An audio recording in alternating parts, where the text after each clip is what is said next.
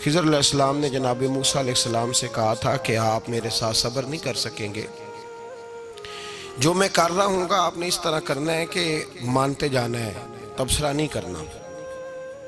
और यही बड़ा मुश्किल काम है, सिर्फ मानते जाना, ये मुश्किल काम है। एक जगह ऐसी आई कि जहाँ गांव था, हज़रत मूसा और जनाब खिज़र अलैहिस्सलाम पहुँचे तो बस्ती के लोगों ने न पानी पूछा, न खाना दिया, न बैठने को चारपाई दी, लेकिन हज़रत खिज़र सुबह से शुरू हुए और शाम तक एक दीवार बनाते रहे। दीवार गिर रही थी, उसको सीधा किया, बनाया।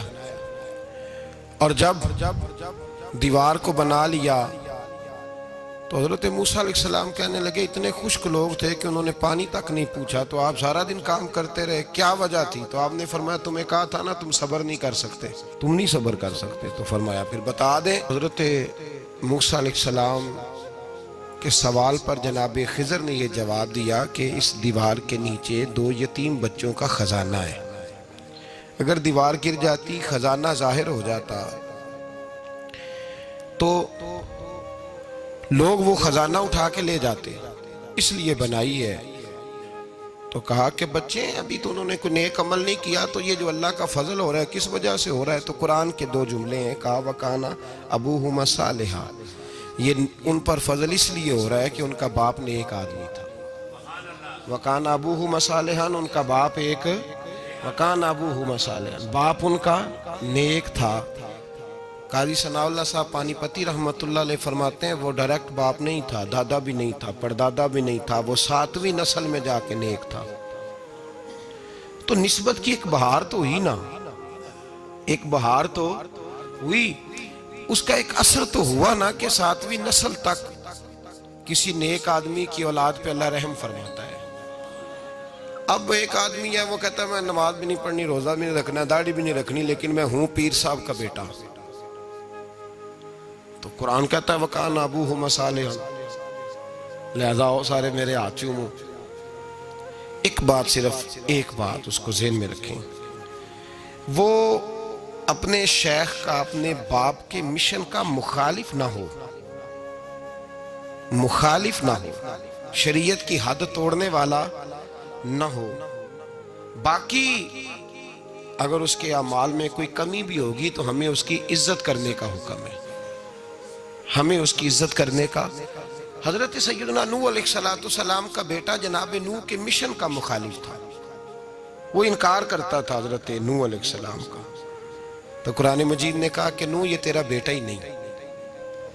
तो ऐसे आदमी की इज्जत करना हमारे लिए बेहतर, ये अफरात व तफरीद है। कुछ लोग कहते हैं जी पीर साहब का बेटा होगा तो घर होगा, अगर उसके अंदर ज़्यादा खूबी पाई जाती है तो हम अपने शेख की वजह से, अपने उस्ताद की वजह से, क्योंकि निस्बतों से निस्बतें होती है ना, निस्बतों से।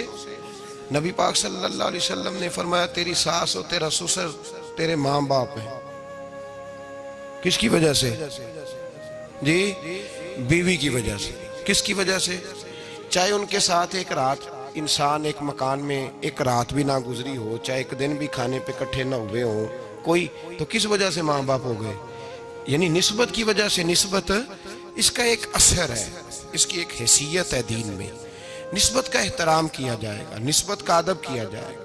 निस्बत से आला हजरत फाजिल बरेलवी रहमतुल्लाह ताला अलैह से किसी ने मसला पूछा कि जनाब मस्जिद की कोई चीज़ है तो अगर हम वो बेचें, फालतू हो गई या इजाफी है तो बेच सकते हैं? तो आला हजरत ने फरमाया बेच तो सकते हो, पर शर्त यह है कि जिसको बेचो उसको कहो कि किसी गलत जगह और तू नापाक जगह इस्तेमाल नहीं करेगा, मस्जिद की चीज़ है, पाक जगह इस्तेमाल करेगा।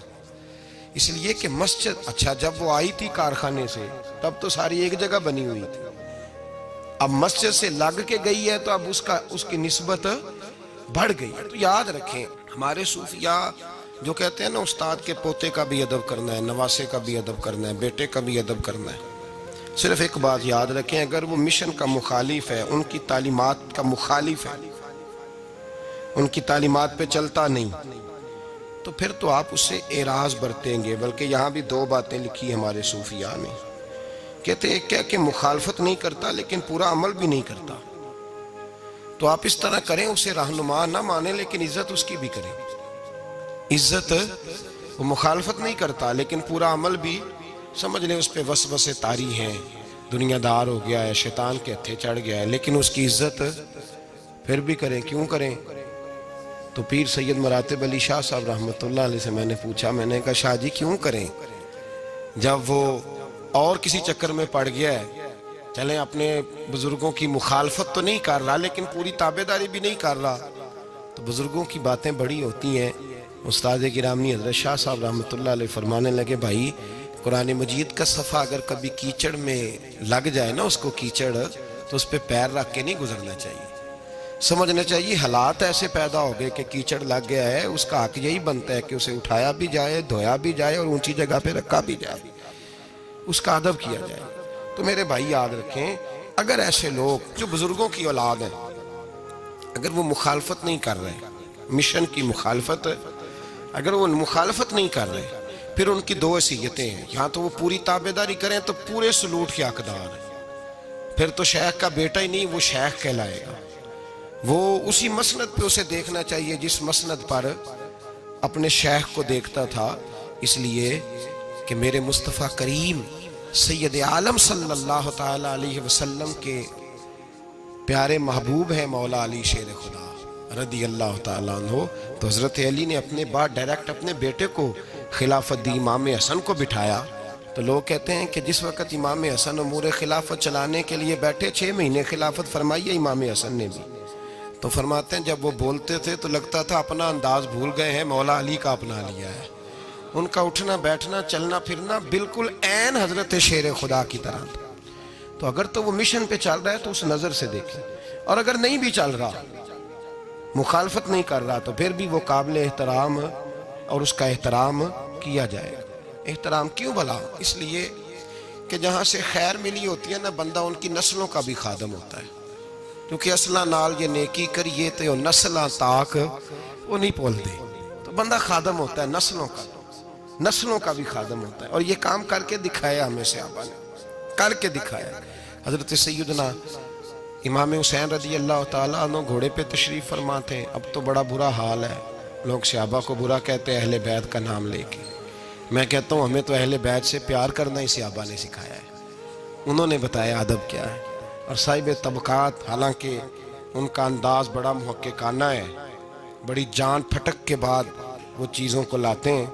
वो फरमाते हैं कि हज़रत इमाम हुसैन काली स्याह दाढ़ी थी, कोई बाल सफ़ेद नहीं था। जनाब अबू हुरैरा बूढ़े आदमी थे, ज़ईफ़, शागिर्दों का हल्का था। जैसे आप बैठे हुए हैं सामने, तो मैं वाज कर रहा हूँ तो सामने से इमाम हुसैन तशरीफ़ लाए, आप एक जगह बैठ के हदीसें बयान कर रहे थे। इमाम हुसैन आए तो ताज़ी ताज़ी बारिश हुई थी मदीने में, ताज़ी ताज़ी, छोटे छोटे हौज़ पानी के बने हुए थे, छोटे छोटे जो गहरी जगह होती है ना, पानी भर जाता है।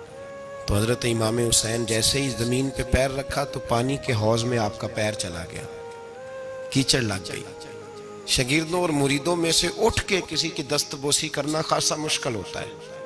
हज़रत सैयदना अबू हुरैरा रदी अल्लाह ताला अन्हु देख रहे थे, जो इधर लोग बैठे थे वो नहीं देख रहे थे। हज़रत अबू हुरैरा देख रहे थे, वो उठे, दौड़े गए और फिर जाके अपने सर से पगड़ी खोली और फिर इमाम हुसैन का पैर जैसे ही साफ किया तो इमाम हुसैन ने पीछे किया, कहा हुजूर आप बूढ़े हैं, मैं जवान हूँ, तुम आप मेरे लिए इज्जत के काबिल है, मेरे नाना जान के आप गुलाम हैं, ये आप क्या कर रहे हैं?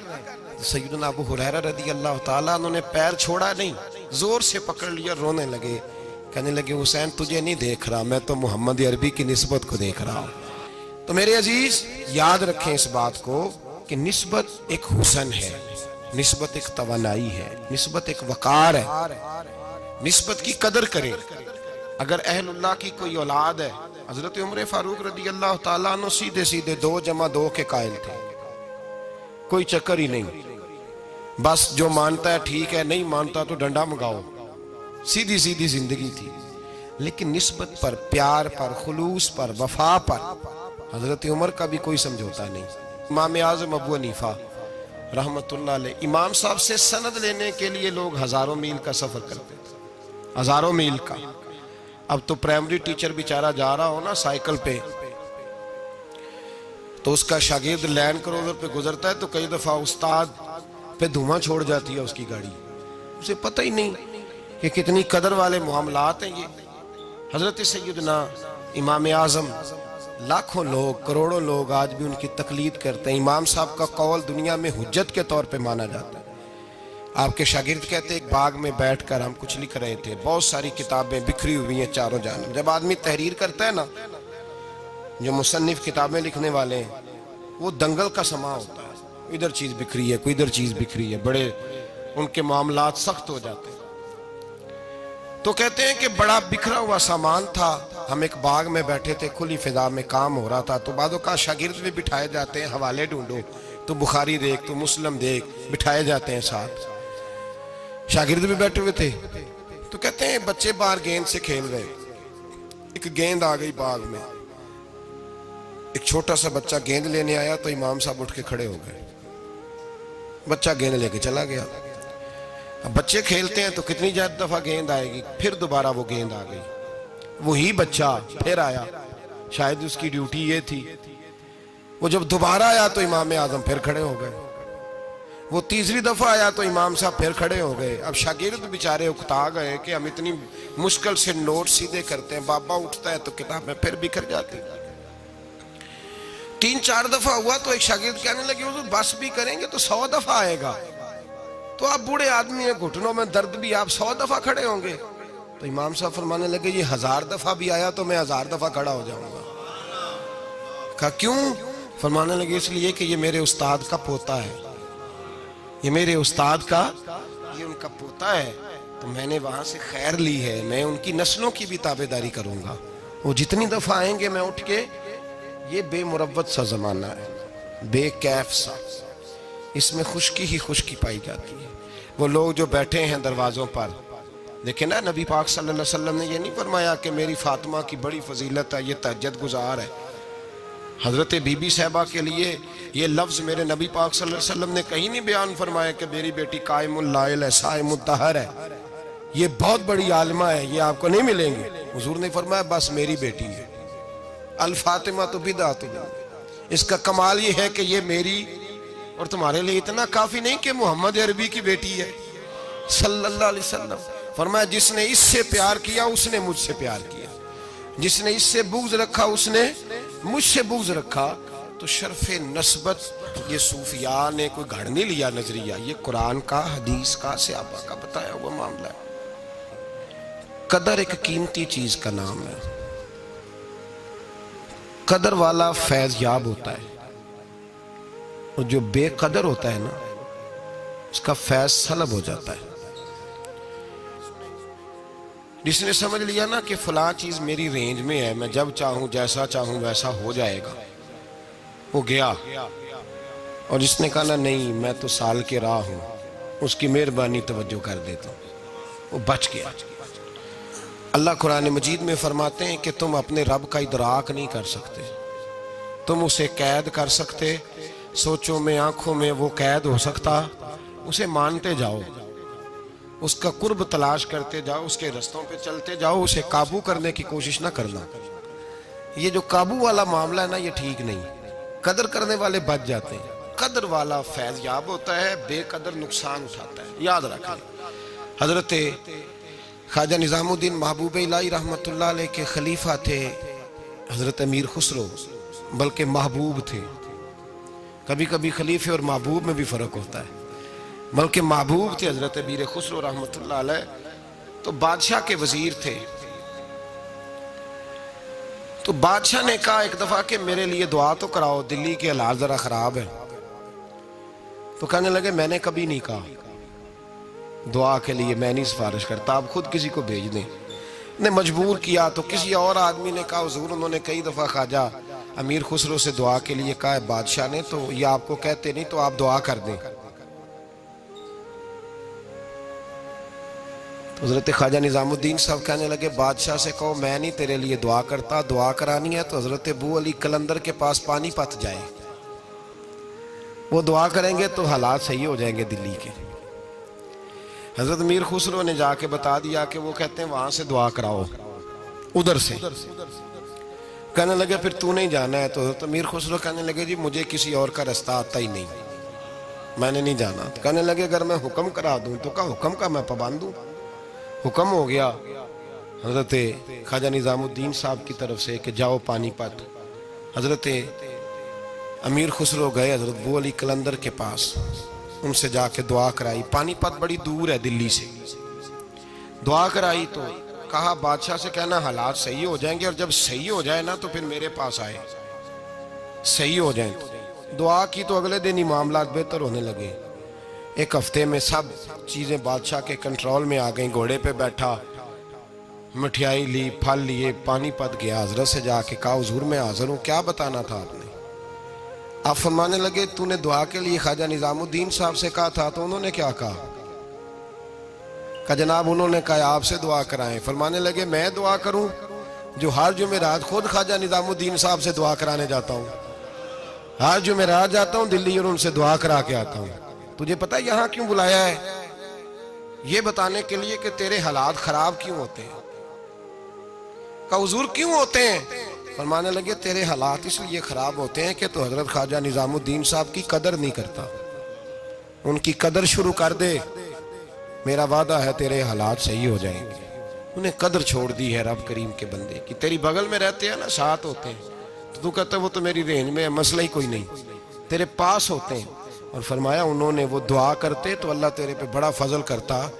उन्होंने मेरे पास तुझे भेजा ही इसलिए ताकि तुझे जरा कदर पता चले कि अल्लाह वालों की कोई कदर भी होती है। ऐसे ही माम तो मेरे भाई याद रखें, निस्बत का एक दर्जा है, और ये हम ना चक्रों में पड़े रहते हैं जिसकी वजह से नुकसान उठाते हैं। अपने आप को समेट के रखें, नज़र पर, ज़ुबान पर, सोच को पाबंद रखें, और सीधा सीधा जब खैर लेने का इरादा बंदा कर लेता तो फिर अल्लाह उसके लिए असबाब भी पैदा कर देता।